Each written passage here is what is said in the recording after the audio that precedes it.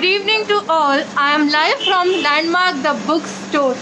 आज हम यहाँ पे लाइव है क्योंकि हमारा यहाँ पे ऑथर्स मीटिंग प्रोग्राम चल रहा है जहाँ पे हमारे मेन गेस्ट जो है, चलिए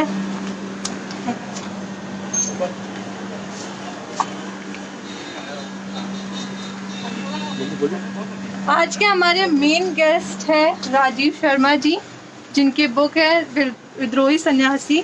तो सर आप प्लीज अपनी बुक के बारे में कुछ बताइए। नमस्कार दोस्तों, ये जो किताब है विद्रोही सन्यासी, ये आदि शंकराचार्य जी के जीवन और काम के बारे में है। और अगर कोई मुझे पूछे कि किसी के घर में अगर संतान ईश्वर दे तो कैसी संतान दे, आ जाओ अंदर आ जाओ। तो कैसी संतान होना चाहिए किसी के घर में, तो मैं कहूँगा कि संतान अगर हो तो आदि शंकराचार्य जैसी हो। क्या बात है। और अगर कोई पूछे कि कोई बालक को कैसा होना चाहिए, तो मैं कहूँगा कि अगर कोई बालक हो तो आदि शंकराचार्य जैसा हो, जैसे वो थे।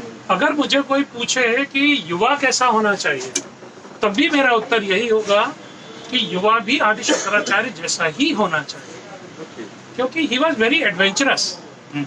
वो एक युवा में, जो आज का युवा है, 21वीं सदी का जो युवा है, ये साहसी युवा है। ये घर में घुस के दब्बू बन के बैठने वाला युवा नहीं है, चाहे वो लड़की हो चाहे वो लड़का हो। आज का जो समय है, तो आज हमारा जो युवा है ये साहसी है, ये प्रगतिशील है, ये जिंदगी को जीना चाहता है और जिंदगी को आगे बढ़कर जीवन की चुनौतियों का सामना भी करना चाहता है। तो ऐसे युवा का आदर्श अगर होने की क्षमता किसी में है, तो मैं कहूंगा कि वो केवल और केवल आदि शंकराचार्य।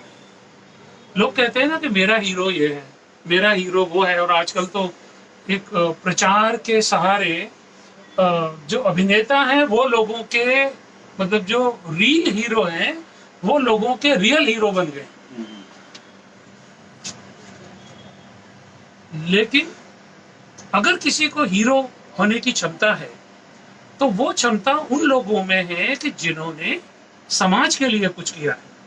चाहे वो चंद्रशेखर आजाद हो, चाहे वो सरदार भगत सिंह हो, चाहे वो अशफाक उल्लाह खां हो, चाहे वो हमारे गूगल के जो सीईओ हैं वो हो,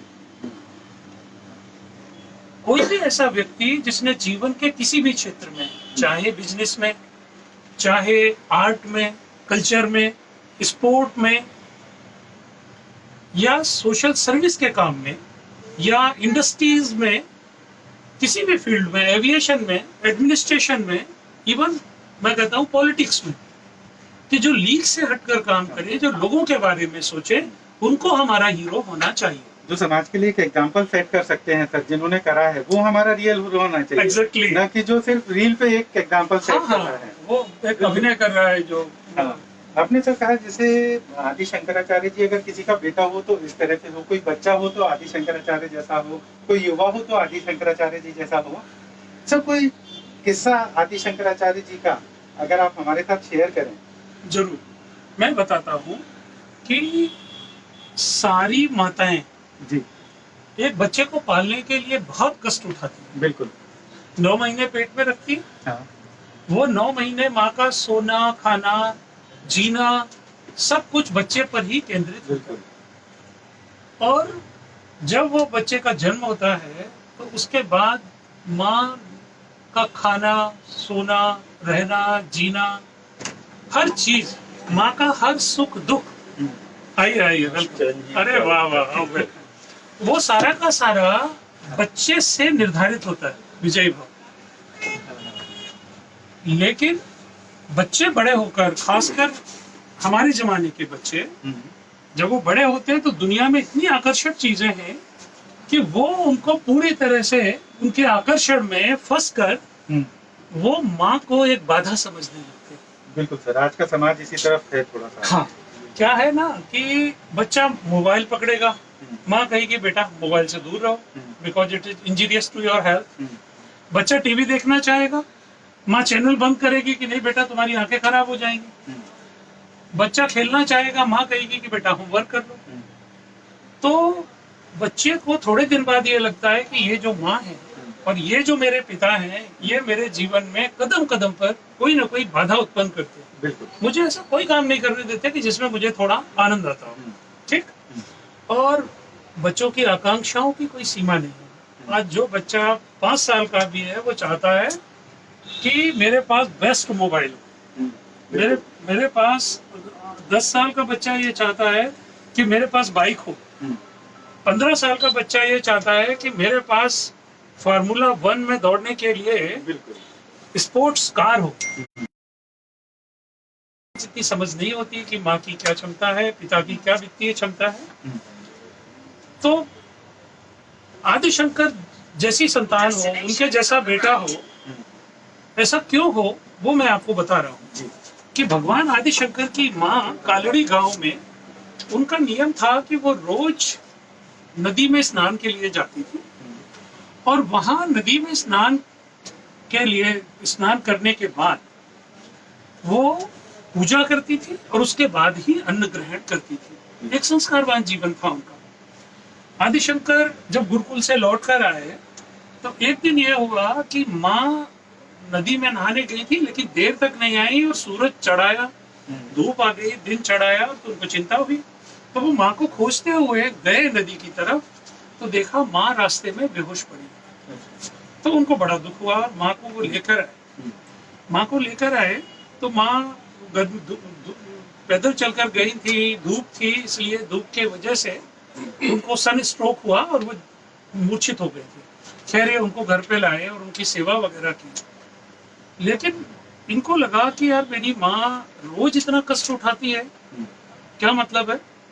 तो वो घर में ही आसन लगाकर भगवान के सामने बैठ गए और भगवान से उन्होंने प्रार्थना की कि भगवान मेरी माँ का इतना कष्ट मैं नहीं देख सकता कि रोज वो जा नहीं सकती और उम्र भी हो रही है उनकी और बिना जाए वो मान नहीं सकती, बिना स्नान किए और वो भोजन नहीं कर सकती। तो माँ, हे ईश्वर, आप इस नदी को मेरे घर के पास कर दीजिए।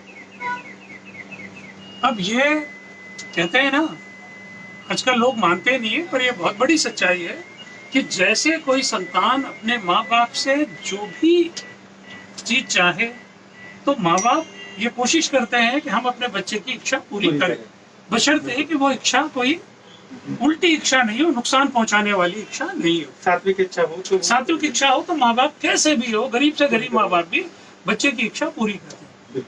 मैं आपको कहना चाहता हूँ आदिशंकर की इस कहानी में, विद्रोही सन्यासी में, मैंने कई जगह इस तथ्य को रेखांकित किया है कि अगर कोई व्यक्ति सच्चे मन से ईश्वर से अगर कोई प्रार्थना करता है तो ईश्वर उसकी प्रार्थना को वैसे ही सुनते हैं जैसे माँ अपने बेटे की प्रार्थना को सुनती है और वो पूरा भी करती है। में ये हुआ कि जब भगवान आदिशंकर बचपन में और उठ कर बैठ गए भगवान से कि नहीं, वो तो नदी मुझे घर के पास चाहिए, तो इस बाल हट को देखकर भगवान ने वहां इतनी बारिश की कि इतनी बारिश हुई कि बाढ़ आ गई और उस बाढ़ में नदी उनके घर के एकदम पिछवाड़े आ गई और आज भी वो नदी उनके घर के पिछवाड़े। क्या बात है सर, यानी ईश्वर की शक्ति में और माँ के प्रति प्रेम में इतनी ताकत है कि उसने नदी को घर के पास लाके खड़ा कर दिया। बिल्कुल। और उन्होंने अपनी माँ की जो तकलीफ थी उसको समझा। आज की जनरेशन के साथ दिक्कत यह है कि हमारे बच्चे होमवर्क से स्कूल में तरह तरह के उनको असाइनमेंट देते हैं, उससे इतने त्रस्त रहते हैं कि उनको माँ की तकलीफ देखने का, पिता के संघर्ष को समझने का उनके पास न समय है और न समझ। उनको नहीं पता कि पिता जब व्यापार के लिए जाते हैं या अपने दफ्तर में जाते हैं या अपने काम पर जाते हैं तो उनको रोज कितनी समस्याओं का सामना करना होता है, ये हमारे बच्चों को नहीं पता। वो तो ये समझते हैं कि पापा नवाब बन के जाते हैं और राजा बन के लौटते हैं। जी, बहुत बढ़िया सर। और मैं ईश्वर से प्रार्थना करूंगा कि भगवान हर माँ को शंकराचार्य जी जैसा पुत्र दे।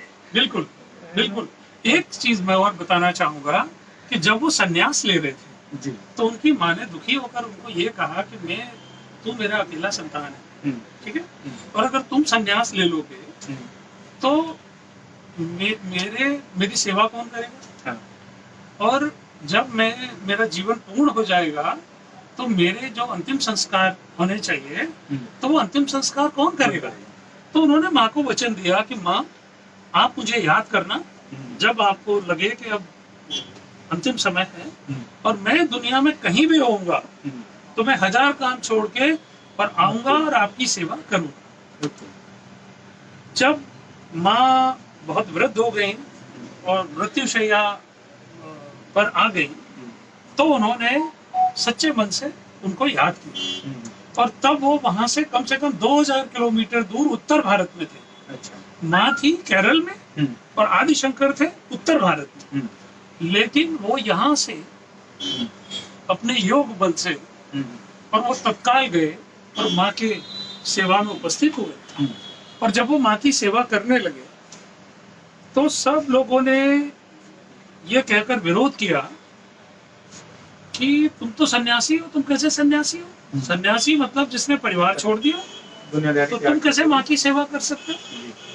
और बाद में जब माँ ने उनकी गोद में ही अंतिम सांस ली उनकी सेवा के कुछ दिन बाद, और जब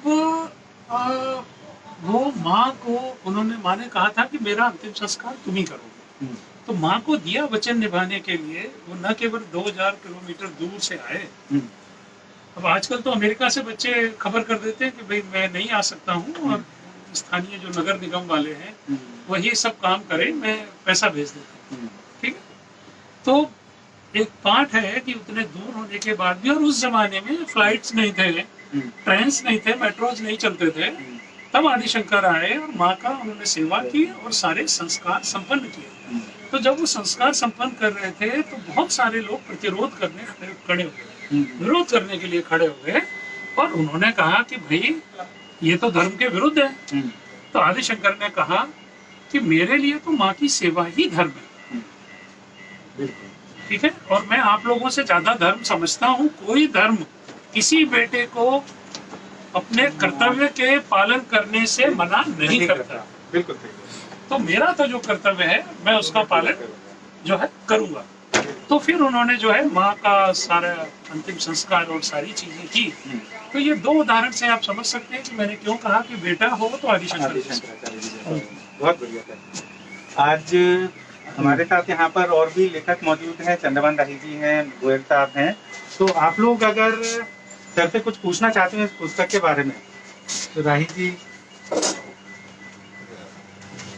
वहीं से पूछ सकते हैं। ठीक, यहाँ से क्या प्रेम में आ जाएगा। सर, ये पुस्तक के लिए सबसे पहले तो आपको बधाई। Thank you. और जिस तरह एक होता है कि लेखक जब किसी रचना को रचता है, जिस कैरेक्टर को गढ़ता है, तो कैरेक्टर लेखक के साथ चलता है।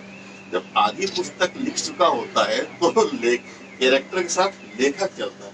आपको कभी ऐसा महसूस हुआ कि आदि शंकराचार्य जी के साथ मैं चल रहा हूँ? ऐसा है कि बहुत अच्छा प्रश्न आपने पूछा है। आप खुद भी एक लेखक हैं और बहुत अच्छे लेखक हैं, ढेर सारी किताबें आपकी आई हैं, मैंने देखी हैं, पढ़ी हैं। आप जानते हैं और आप समझ सकते हैं इस बात को कि लेखन एक परकाया प्रवेश है, कि हमें अपना अनुभव, अपना संस्कार, अपना जीवन छोड़कर किताब को लिखते समय मुझे आदि शंकर की जो छवि है उसके अंदर प्रवेश करना पड़ता है। क्योंकि अगर मैं परकाया में प्रवेश नहीं करूंगा तो फिर आदि शंकर कैसे सोचते थे, वो क्या महसूस करते थे, क्या उनका दृष्टिकोण था। अगर कोई उनके ऊपर हमला करता था या कोई उनको अपमानित करने की कोशिश करता था तो वो कैसे उसका सामना करते थे, मैं उसको समझ नहीं सकूंगा। तो इस विद्रोही सन्यासी को लिखते हुए मैं जहाँ पर उनका जन्म हुआ वहाँ कानड़ी में गया, केरल में, और वो जीवन में जहाँ जहाँ पर गए, कांचीपुरम गए, कन्याकुमारी गए, केदारनाथ गए, बद्रीनाथ गए, गौरीकुंड गए, पूरा उत्तराखंड गए, फिर वो कश्मीर में गए जहाँ शंकराचार्य पहाड़ी है, जहाँ उन्होंने एक शिवलिंग को स्थापित किया, आज भी वहाँ मंदिर है। इन सारी जगहों पर मैं जो गया, तो जाने के पीछे मेरा उद्देश्य यही था कि जो उन्होंने महसूस किया होगा मैं वो तो महसूस नहीं कर सकता, क्योंकि मैं वो नहीं हूँ, ठीक है। लेकिन शायद अगर मैं उसका 1,00,000वां अंश भी अगर मैं महसूस कर सकूं, तब शायद मैं उनकी मनोदशा के कुछ आसपास आकर उन चीजों को समझ सकता हूँ।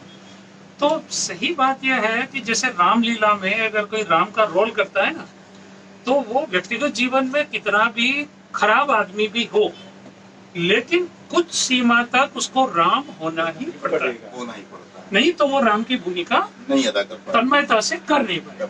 नहीं, बहुत अच्छी बात है। ये तो होता ही है कि जैसे हम किसी कैरेक्टर को डेवलप करते हैं तो हम कैरेक्टर हमारे अंदर जीवित हो जाता है, लेकिन यहाँ तो इतना बड़ा विस्तृत कैरेक्टर है कि उनको तो उनका अनुसरण हम क्या करेंगे, ठीक है नहीं, लेकिन उनके पद बताए हुए पद चिन्हों पे अगर 1-2 कदम भी आगे बढ़े तो ये सार्थकता है। जैसा सर ने कहा कि 1,00,000वां हिस्सा भी अपने अंदर आ जाए उसका, बड़ी तो उपलब्धि। जीवन बदल जाएगा अपना। तो सर जैसा कि विद्रोही सन्यासी जी का बहुत विस्तृत स्वरूप है और उनके जो स्टोरी है वो भी बहुत अच्छे हैं, इसमें से बहुत सारी चीजें तो छोटी हुई होंगी, उनको भी समेटने का प्रयास किया जाना चाहिए, हो सकता समग्र ना आ पाया हो इसके अंदर। इसमें 2-3 चीजें हैं कि एक तो मेरे सामने एक लक्ष्य था कि मैं आदि शंकर का जो संदेश है वो संदेश में अपनी पीढ़ी को और अपनी आने वाली पीढ़ी को पहुंचा सकूं, क्योंकि मुझे चिंता ये हो रही थी कि न केवल आने वाली पीढ़ी बल्कि मेरी पीढ़ी भी और मेरी पीढ़ी से जस्ट पहले वाली पीढ़ी भी उसके दिमाग से उतर चुके हैं आदि शंकराचार्य, उसको उनके बारे में कुछ नहीं पता। सिर्फ यह पता है कि एक आदि शंकराचार्य हुए थे और उन्होंने सनातन धर्म की रक्षा के लिए कुछ प्रयास किया, और जो थोड़ा ज्यादा जानते हैं वो ये जानते हैं कि उन्होंने 4 मठ बनाए थे, श्रृंगेरी मठ, द्वारका मठ, शारदा मठ, ये ऐसे, ठीक। तो मुझे चिंता हुई कि एक इतना बड़ा विशाल व्यक्तित्व जिसने जो युग दृष्टा था, जो युग सृष्टा था, और उसके बारे में अगर लोग उसको विस्मृत कर देंगे तो ये हमारी राष्ट्र की, हमारी सनातन संस्कृति की और हमारी पूरी सभ्यता की बहुत बड़ी क्षति होगी। तो उस क्षति को रोकने के लिए मैंने जब ये किताब लिखी तो मैंने पाया कि आदि शंकर एक ऐसे व्यक्ति थे जिनके जीवन में हर कदम पर विवाद है, हर कदम पर विवाद है। कि आधे लोग कहते हैं कि वो कालड़ी में पैदा हुए, आधे लोग कहते हैं कि नहीं कालड़ी में पैदा नहीं हुए, वो तो हमारे चिदम्बरम में पैदा हुए, तमिलनाडु में। तो कालड़ी है केरल में और चिदम्बरम है तमिलनाडु में। अन्य कुछ लोग दावा करते हैं कि नहीं भाई वो तो हमारे आंध्रा में इस श्रीशैलम के मंदिर में पैदा हुए, ठीक। और इसी तरह उनको गुरु से भेंट कहाँ हुई, तो मध्य प्रदेश में ही 2 जगह है जिनके बीच में झगड़ा है। कि मंडला वाले कहते हैं कि ये मंडला जो है प्राचीन महिष्मती है और आदि शंकर को अपने गुरु से भेंट यहीं पर हुई। आधे लोग हैं जो कहते हैं कि नहीं मंडला नहीं है महिष्मती, महिष्मती तो महेश्वर है, और महेश्वर में भी नर्मदा है, और महेश्वर में भी गुरु गुफा नाम का स्थान है जिसको कहते हैं, जिसको श्रृंगेरी पीठ ये मानती है कि भगवान आदि शंकर के गुरु इस गुफा में थे और यहाँ उन्होंने उनके दर्शन किए थे। दूसरी तरफ हमारे द्वारका पीठाधीश्वर शंकराचार्य श्री स्वरूपानंद जी महाराज हैं जो कहते हैं कि नहीं गुरु गुफा नर्मदा किनारे साकल घाट में थी। राजमार्ग जो पड़ता है ना, यहाँ से जबलपुर जाए अपन भोपाल से, तो राजमार्ग के पास एक साकल गांव है नर्मदा तट पर। तो उनका कहना है कि नहीं गुरु गुफा ये थी। दोनों तरफ एक एक शंकराचार्य हैं और उनके पक्ष में दोनों के पास बहुत सारे प्रमाण हैं, ठीक। तो मुझे समझ में आया कि अगर मैं इस विवाद में पढ़ूंगा कि शंकराचार्य कहाँ पैदा हुए थे, ठीक ना, उनके गुरु कहाँ मिले थे और उन्होंने अंतिम सांस कहाँ पर ली, ठीक है, तो संदेश तो चला जाएगा पर्दे के पीछे और किताब आते ही ये विवाद खड़ा हो जाएगा कि भाई ये तो क्या कह रहे हैं, ठीक है। मैं जिसका पक्ष नहीं लूंगा वही किताब के खिलाफ खड़ा हो जाएगा। और जब कोई किताब विवाद में आ जाती है तो बिकती बहुत है। तो मैंने तय किया कि मैंने किताब बेचने के लिए किताब नहीं लिखी है, मैं समाज को जो शंकराचार्य के मूल्य थे, उनकी जो तपस्या थी, उनकी जो शिक्षा थी, वो मैं पहुंचाना चाहता हूँ। और शंकराचार्य जी से जो राही जी सबसे बड़ी हमें शिक्षा मिलती है वो ये है कि धर्म के नाम पर जितने विवाद हैं ये सब यूजलेस है, ये व्यर्थ है। जाति के नाम पर जितने विवाद हैं कि ये जाति बड़ी, ये जाति छोटी, ये सब बकवास है। भगवान आदि शंकर का सीधा कहना है कि जितने भी प्राणी हैं संसार में, ये सब उसी ईश्वर के बनाए हुए नहीं है, ये उसी ईश्वर के अंश हैं। अद्वैत का जो सिद्धांत है ना, ये कहता है कि आत्मा और परमात्मा ये अलग अलग नहीं है, ये एक है। इसी को अद्वैत कहते हैं। द्वैत माने दो, अद्वैत माने एक। तो अद्वैत ये कहता है कि भाई जो आत्मा है वही परमात्मा है, ठीक है। तो ये इतना बड़ा पाठ है कि आज अगर भारत के लोग ही इसको सीख लें तो हमारे देश में इतने जाति के नाम पर जो भेदभाव है, संघर्ष है, झगड़े हैं, जो धर्म के नाम पर जो भेदभाव है, झगड़े हैं, सांप्रदायिक दंगे हैं, ये सब खत्म हो जाएंगे अगर हम भारत के लोग ये उनके संदेश को समझ सकें। बिल्कुल सही। और फैक्ट से ज्यादा बहुत अच्छी बात है सर, जैसा आपने बताया कि विद्रोही सन्यासी जी का मैसेज तो बहुत खरा है, और उन पे अगर अमल नहीं करेंगे तो हमारा एक बहुत लंबा समय खर्च हो जाएगा। मैं जानना चाह रहा था कि इस पुस्तक को लिखने समय जो भी आपको महसूस हुआ, ऐसी कौन सी बात आप बताना चाहेंगे कि ये पुस्तक से समाज को ये संदेश दिया जाना चाहिए, ये मिलता है? इस पुस्तक से समाज को 3 संदेश मिलते हैं। पहला संदेश तो मिलता है कि आजकल मैनेजमेंट की बहुत बात होती है कि मैनेजमेंट के हजारों स्कूल चल रहे हैं, ठीक है, कॉलेज चल रहे हैं, कि एक बच्चा जो 8 वर्ष की उम्र में अपने घर से चलता है, वो सिर्फ सेल्फ कॉन्फिडेंस, अपना नॉलेज और एक एजेंडा, ये 3 चीजों के सहारे वो पूरे भारतवर्ष को अपनी बात पर सहमत कर लेता है। बड़ी बात। तो इससे बड़ा मैनेजमेंट और क्या चाहिए? वो अपने घर से कोई पैसा लेकर नहीं चले, कोई मीडिया लेकर नहीं चले कि जो उनका प्रचार करे, मतलब वो he was a one man army, ठीक है। तो सबसे पहला जो चीज मिलती है विद्रोही सन्यासी से सीखने की, वो ये मिलती है कि प्रबंधन की कला अगर किसी से सीखनी है तो he is the biggest role model even for today, ठीक। दूसरी चीज ये है कि संसार में जितने भी धार्मिक और जातीय झगड़े हैं ये व्यर्थ हैं और ये कम अकली के सबूत हैं। तो जो दूसरी शिक्षा मिलती है इससे, वो मिलती है राष्ट्रीय एकता की, कि मनुष्य मनुष्य के बीच में झगड़ा होने का कोई कारण नहीं है। ये 2 चीज के अलावा तीसरी शिक्षा जो इस किताब से और उनके जीवन से हमें मिलती है वो ये है कि मनुष्य जो लक्ष्य तय करे उसको प्राप्त कर सके। मैं बहुत देर से ये पूछना चाह रही थी कि ये टाइटल के पीछे क्या रीजन है, क्योंकि सन्यासी जो होते हैं वो मोस्टली काम होते हैं, मतलब शांत होते हैं, तो विद्रोही क्यों? बहुत ही बढ़िया प्रश्न है आपका। तो मैं आप दोनों के प्रश्न का उत्तर देता हूँ। जैसा आपने खुद कहा कि सन्यासी बहुत प्रशांत व्यक्तित्व का स्वामी होता है, ठीक है ना, उससे विद्रोह करने की अपेक्षा नहीं की जाती। उनको मैंने विद्रोही सन्यासी इसलिए कहा कि सन्यासी का जो एक सेट पैटर्न है जिंदगी का, कि भजन पूजन करो, समाधि लगाओ, लोगों को प्रसाद बांटो, लोग आके पाँव पड़े, आप हलवा पूरी खाओ और भगवान का भजन करो, लोगों को शिक्षा दो, ज्ञान दो, ठीक है, यही सेट पैटर्न। बिल्कुल। उन्होंने इस बंधन को तोड़ा और जो उनके समय में सामाजिक विकृतियां थी, चाहे वो जातिवाद था कि समाज में ऊंच नीच की भावना आ गई थी, ठीक है।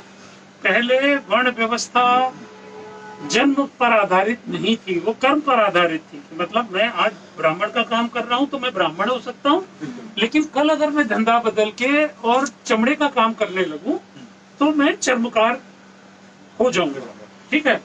और ऋग्वेद में एक ऋषि कहता है कि मैं ब्राह्मण हूँ, मेरी माँ चक्की पीसती है और मेरा भाई वैद्य है, और मेरी बहन कपड़ा बुनने का काम करती है। ठीक है, इससे ये स्पष्ट होता है कि ये जातिवादी सब बकवास है। तो आदि शंकराचार्य ने, ज्यादातर साधु लोग ये करते हैं कि वो समाज में जो प्रचलित परंपराएं रहती है उनसे कुश्ती नहीं लड़ते हैं।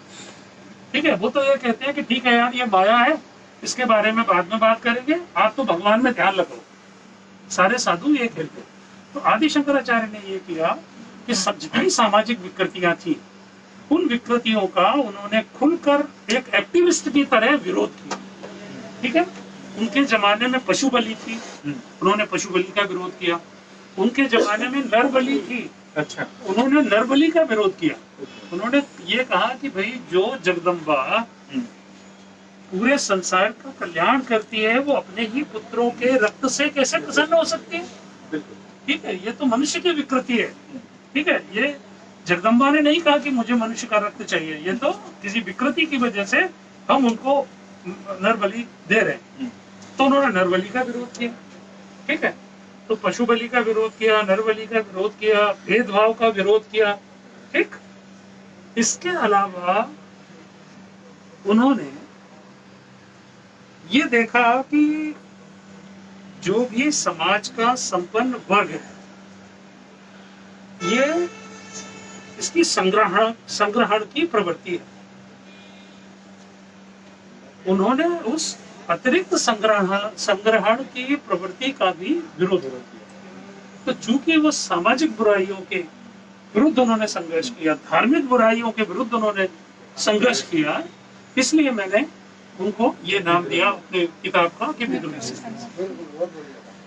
सर ये बुक तो जैसे अब बहुत अच्छी आई गई है, लोगों के द्वारा बहुत पसंद भी की जा रही है। मेरे पास फीडबैक भी आया है, बुक के लोगों ने पढ़ा है और अच्छा कहा है। तो इसके बाद आपका कुछ प्लान है सर, अगली कोई किताब? मेरा अगला प्रोजेक्ट पर मैंने काम करना शुरू कर दिया है। अभी तक मैंने 25 पेज लिख लिए हैं। अरे वाह। मेरी अगली किताब आ रही है भगवान परशुराम पर जी। और परशुराम जी के साथ भी वही समस्या है जो आदि शंकराचार्य जी के साथ है, कि लोगों के मन में परशुराम जी की एक संकीर्ण छवि है कि लोग ये समझते हैं कि परशुराम जी कोई ब्राह्मण समाज के कोई एक नेता थे कि जो क्षत्रियों के विरुद्ध थे और उन्होंने 21 बार पृथ्वी से सारे क्षत्रियों का संहार किया। ठीक, लेकिन लोगों को ये नहीं पता कि ऐसा कुछ भी नहीं था। अच्छा। लोगों को ये नहीं पता कि भगवान परशुराम की स्वयं की माँ छत्राणी थी। यस। ये लोगों को नहीं पता कि उनके पिता थे जमदग्नि, और जमदग्नि की माँ भी क्षत्रिय थी। मतलब भगवान परशुराम की दादी भी क्षत्रिय थी जी सर, और भगवान परशुराम की माँ भी क्षत्रिय थी। तो जिसकी दादी भी क्षत्रिय हो, जिसकी माँ भी क्षत्रिय हो, वो क्षत्रिय विरोधी कैसे हो सकता है? और अगर ये बात सही है कि उन्होंने 21 बार सारी पृथ्वी को क्षत्रिय रहित कर दिया था, तो भैया फिर मुझे कोई बताए फिर इतने सारे क्षत्रिय कहाँ से आ गए? Yes sir, yes. चारों तरफ क्षत्रिय हैं और होना चाहिए उनको, वो उनकी जरूरत है क्षत्रियों की। ठीक है ना? तो बहुत सारे भ्रम उनको लेकर है।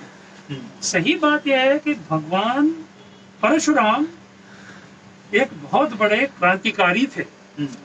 जैसे आदि शंकराचार्य एक युग सृष्टा, युग दृष्टा, राष्ट्र निर्माता थे, लेकिन लोग राष्ट्र निर्माता के रूप में उनको नहीं जानते। ठीक है, इसी तरह भगवान परशुराम एक बहुत बड़े क्रांतिकारी थे। उन्होंने जो लोग नदियों और समुद्र के किनारे रहते हैं उनको अपना शिष्य बनाया। मतलब समाज के दलित और पिछड़े लोगों को उन्होंने मुख्य धारा में लेकर आए, उनको वैदिक संस्कृति में दीक्षित किया। और अभी भी बहुत सारे लोग हैं जो ये दावा करते हैं कि उनका जो ब्राह्मणत्व है ये भगवान परशुराम को दिया हुआ है। बहुत कम लोग इस बात को जानते हैं कि वो इतने बड़े जियोलॉजिस्ट थे कि आज जो केरल है ये केरल कहाँ से आया? आपने केरल की उत्पत्ति, अगर आप ये विद्रोही सन्यासी को अगर आप पढ़ेंगे तो इसके अंदर मैंने उस कहानी को लिखा है कि केरल बना कैसे। सही बात तो यह है कि अगर भगवान परशुराम नहीं होते तो ये भी संभव है कि भगवान आदि शंकराचार्य भी नहीं होते, क्योंकि भगवान आदि शंकराचार्य ने जिस केरल में जन्म लिया, ये केरल बनाया भगवान परशुराम ने। ये तो समुद्र के अंदर था। हाँ। जो पौराणिक कहानी है वो ये कहती है कि भगवान परशुराम ने सारी पृथ्वी को जीत कर और कश्यप मुनि को दान कर दिया, और जितने पृथ्वी के राजा थे वो सब ये चाहते थे कि यार ये बहुत क्रोधी व्यक्ति हैं, और चाहे जब फरसा उठा के और मतलब लैंड ऑर्डर की सिचुएशन क्रिएट हो जाती है, ठीक है, तो अगर इतना क्रोध वाला व्यक्तित्व अगर थोड़ा हमसे दूर पे रहे तो बड़ी सुरक्षा रहेगी, ठीक है। तो सब ऋषियों मुनियों ने मिलके और ऐसा प्रयास किया कि भगवान परशुराम ने जिस पृथ्वी को जीता था अपने पुरुषार्थ से, वो पूरी पृथ्वी उन्होंने ऋषि कश्यप को दान कर दी। जब दान कर दी तो कश्यप मुनि ने कहा कि आपने सब मुझे दान कर दिया। बोले हाँ कर दिया। तो बोले अब आप कहाँ तशरीफ ले जाएंगे? और जब जो चीज आपने दान कर दी वहां तो आप रह नहीं सकते। तो फिर कहानी ये कहती है, पौराणिक कहानी, कि भगवान परशुराम सह्याद्री पर्वत के ऊपर चढ़ के और उन्होंने अपने विख्यात कुठार को, फरसे को वहां से फेंका, और समुद्र ने उनको वादा किया कि जितनी दूर तक ये फरसा जाएगा आपका, उतनी जगह में पीछे हट जाऊंगा। अच्छा। तो उनका फरसा जाके उस जगह में जाके लगा जिसको मलाबार कहते हैं। मलाबार यानी आप समझिए गोकर्ण से लेके कन्याकुमारी तक, ठीक, मतलब जिसमें आज का थोड़ा सा तमिलनाडु भी आ जाएगा, थोड़ा सा कर्नाटक भी आ जाएगा, केरल पूरा आ जाएगा। तो ऐसे करके समुद्र वहां से पीछे हटा और फिर उस स्थान पर जाके भगवान परशुराम रहे, और वहां वो उत्तर भारत से ब्राह्मणों को ले गए थे, उनको उन्होंने वहां बसाया। ये बात भी बहुत कम लोग जानते हैं कि दक्षिण भारतीय ब्राह्मण जो हैं, जिनको बोलते हैं नंबूदरी पाद, ठीक है, ये बात बहुत कम लोग जानते हैं कि नंबूदरी पाद सब बनारस के पंडित हैं। अच्छा। भगवान आदि शंकराचार्य इनको लेकर गए और इनको वहां उस कोने में इसलिए बसाया। आप दिमाग देखिए, यह एक संत का दिमाग है या ये एक युग दृष्टा का दिमाग है, कि जो चेतना संपन्न लोग हैं उन्हें देश की सीमाओं पर ले जाके बसाना, जिससे कि वो निरंतर लोगों को मुख्य धारा से जोड़े रहें। तो ऐसा अद्भुत प्रबंधन था। उस बुक का सर आपने नाम कुछ डिसाइड करा है? उसका नाम जो अभी मैं सोच रहा हूँ वो मैंने सोचा है योद्धा सन्यासी। बहुत बढ़िया सर, दोनों बुक के एक दूसरे से बिल्कुल मैच, हाँ, टाइटल से मैच, ठीक है ना, बहुत बढ़िया नाम है। क्या है कि अब इसके बाद भगवान परशुराम की कहानी कहने के बाद जो मैं अगली कहानी कहने जा रहा हूँ वो है प्रतापी सम्राट सहस्त्रबाहु की। अच्छा। ठीक है, सहस्त्रबाहु भारत के सबसे पहले चक्रवर्ती सम्राट थे, और वो एक ऐसे अद्भुत राजा थे कि जिनके बारे में अभी है कलचुरी समाज के बाहर लोगों को ज्यादा पता नहीं।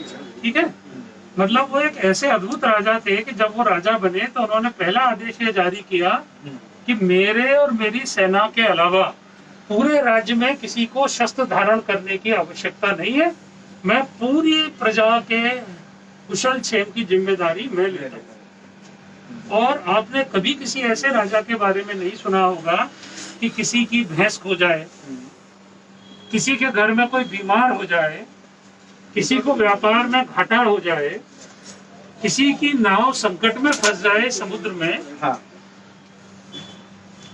तो वो बजाय ईश्वर को याद करने के अपने राजा सहस्त्रबाहु का मंत्र पढ़े और संकट से बाहर आ जाए। अच्छा। हाँ? अरे वाह। तो मैं ऐसे चमत्कारी सम्राट की कहानी, हाँ। भगवान परशुराम की कहानी कहने के जस्ट बाद जो है कहने जा रहा हूँ। सर जैसे आप अभी प्रशासनिक सेवा में भी हैं, ऑफिस के बहुत सारे प्रेशर्स रहते होंगे, काम का सिलसिला लगा हुआ है, तो समय कैसे निकाल पा रहे हैं सर? एक बुक कंप्लीट हो गई, 2 बुक प्लान है, तो कैसे लिखते हैं सर ये? देखिए क्या है कि एक तो मेरे पास जो मेरी टीम है वो बहुत अच्छी है, ठीक है। और मेरे पूरे प्रशासनिक जीवन में मैं आपको एक बहुत मजेदार चीज बताता हूँ कि मेरे पूरे प्रशासनिक जीवन में आज तक एक तो मुझे कोई सबॉर्डिनेट नहीं मिला, ठीक है। और दूसरा मैंने आज तक किसी की सीआर जो है A+ से नीचे नहीं लिखी, मतलब 100%, ठीक है। मैं जिस भी विभाग में, जिस भी कार्यालय में रहा हूँ, आइए तो वहाँ मुझे बेस्ट जो है परफॉर्म किया सारे लोग। अच्छा, मतलब ऐसा नहीं है, हर दफ्तर में आमतौर पे ये होता है सरकारी दफ्तरों में कि 4 बड़े अच्छे अधिकारी होते हैं, तो वो जो बड़ा अधिकारी होता है ना वो 4 को छांट लेता है कि ये बहुत बहुत अच्छे लोग हैं, और उनके सारे वो दफ्तर चलाता है, बाकी सबको वो डंडा फटकारता है। ऐसा ही होता है। Yes sir, yes sir. सब लोग जानते हैं कि ये साहब तो बहुत खास है। अगर आप मेरे ऑफिस में जाएंगे तो मेरे घंटी पर भी जो आदमी है वो भी ये महसूस करता है कि अगर वो कोई बात कहेगा तो वो सुनी जाएगी, ठीक है। सो मेरे पास एक तो टीम बहुत अच्छी है, मेरे सभी अधिकारी बहुत जिम्मेदारी से काम करते हैं, सब अधिकारी सारे कर्मचारी भी, ठीक है। और मेरे पूरे प्रशासनिक जीवन में कभी मुझे नीचा नहीं देखने दिया मेरे लोग, तो एक तो कारण ये भी है। तो सही बात यह है कि मैं खुद को बहुत ही कम काम करता हूँ, मैं सिर्फ फंडे देता हूँ, काम तो मेरी टीम करती है। और मुझे लगता है सर यही बेस्ट लीडरशिप है जो आप बता रहे अब वो हैं। मुझे नहीं पता। कुल मिला के टेंशन नहीं रहता इसकी वजह से, और आपको लिखने का पढ़ने का कोई नहीं, टेंशन तो रहता है सर, वो सर का मैनेजमेंट स्टाइल है, लीडरशिप स्टाइल है। इन्होंने इतना अच्छा डेलीगेट कर रखा होगा और इतना अच्छा ग्रूम कर दिया होगा अपने एम्प्लॉइज को कि रिस्पॉन्सिबिलिटी अगर आप व्यक्ति को दे दें विद टाइम, बिल्कुल विद पर्सनल टच, तो वो 99% सर करके दे दें। तो एक बुक थी सर, इंटरेक्ट कर रहा हूँ, 1 मिनट मैनेजर, हाँ, उस बुक में यही था कि उसने अपने टीम को इतना अच्छा ग्रूम कर दिया था कि वो शायद हफ्ते में, महीने में 1 मिनट से ज्यादा टाइम नहीं देता था अपने एम्प्लॉय को। तो वही सर की स्टाइल है। तो मेरी टीम जो है वो जान लगा के काम करती है, बहुत बढ़िया। ठीक है। और आप किताबें और लेके ही आ रहा है। दूसरी बात एक और है, हाँ बेटा, वो अब जो मैं बात कह रहा हूँ वो इससे ज्यादा वो गंभीर दे देना, जी जी बिस्किट के कि मैं पूरा उठा के लिया। किसी का दरबार करने नहीं चाहता, और ले मैं चाय ले ठीक है ना। आपको मालूम है, ठीक है। इन्होंने मेरे साथ पहले काम किया, गोयल साहब ने, कि मैं कहीं पर भी किसी का दरबार करने नहीं चाहता हूँ, हाँ हाँ ठीक है। मैं 10:30 बजे हाँ कोशिश करता हूँ कि मैं 10:30 बजे ऑफिस पहुँच जाऊँ, इधर रेडी। और ऑफिस पहुँच के हाँ मैं सीधा काम करना शुरू कर देता हूँ, ओके ठीक है। हाँ मतलब मैं 1-1 मिनट का सदुपयोग करता हूँ, Okay. मैं समय खराब नहीं, और मैं अपना एजेंडा जो है थोड़े दिन में मेरी पूरी टीम मेरा एजेंडा समझ समझ जाती है। जाती है। हाँ तो फिर सब लोग अपना अपना काम करते हैं, हाँ। तो मैं उनको ज्यादा बॉसिंग नहीं करता, मुझे जरूरत नहीं है। मैं उनको ये विश्वास दिलाता हूँ कि वो खुद ही बॉस हैं, और वो जो निर्णय लेंगे अगर वो गलत भी होगा तब भी मैं उनके पीछे खड़ा हूँ, उनको डरने की जरूरत नहीं है, रिस्पॉन्सिबिलिटी मेरी है। एक तो ये, दूसरी जो मैं गंभीर बात कह रहा हूँ वो ये है कि मैं ना तो मैं अपने से ऊपर के किसी आदमी के यहाँ सलाम ठोकने जाता हूँ, ठीक है, ना मेरी अपने अधीनस्थों से कभी ये अपेक्षा रहती है कि वो मुझे सलाम ठोकने आए, बहुत कुछ। ठीक है। तो मेरी टीम के लोगों का समय जो है फालतू चक्करों में खर्च नहीं होता, या कह सकते हैं कि कम से कम होता है, ठीक है ना। नहीं तो लोग क्या, अपने यहाँ भारत में क्या है कि लोग ऑफिस टाइम में काम नहीं करते, काम छोड़ के सब चीज करते हैं ऑफिस टाइम में, और फिर शाम को 5 बजे से फाइलें करना शुरू करते हैं, ठीक है। फिर वो रात में पता चला 10 बजा देंगे, तो साहब बहुत काम है।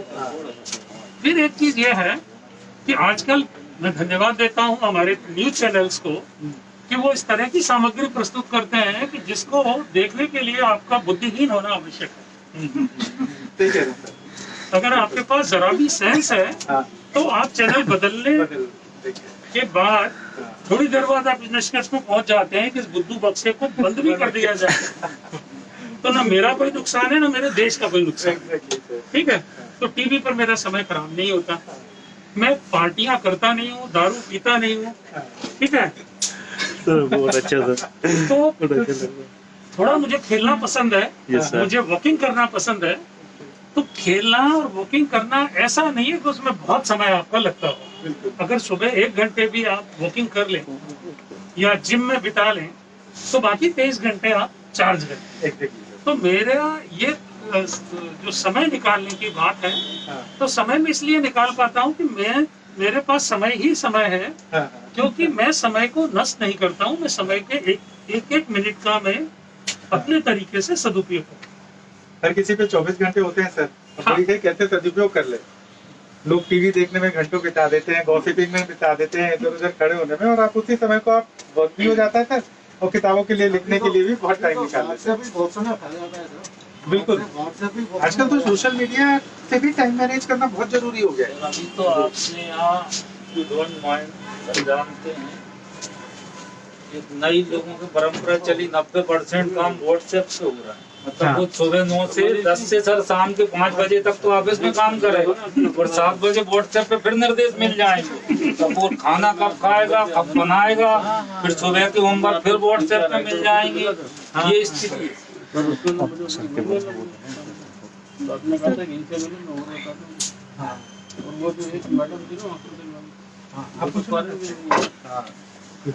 कोई सर से कुछ पूछना चाहते हो? युवा पीढ़ी हम लोगों के हाँ। इसका पब्लिक रीच बुक का कैसे हो पाएगा सर? मतलब कि जैसे कॉलेज में स्टूडेंट्स रहते हैं, हम लोग की ज्यादातर आदत है कि इंग्लिश बुक्स नॉवेल्स प्रेफर करते हैं।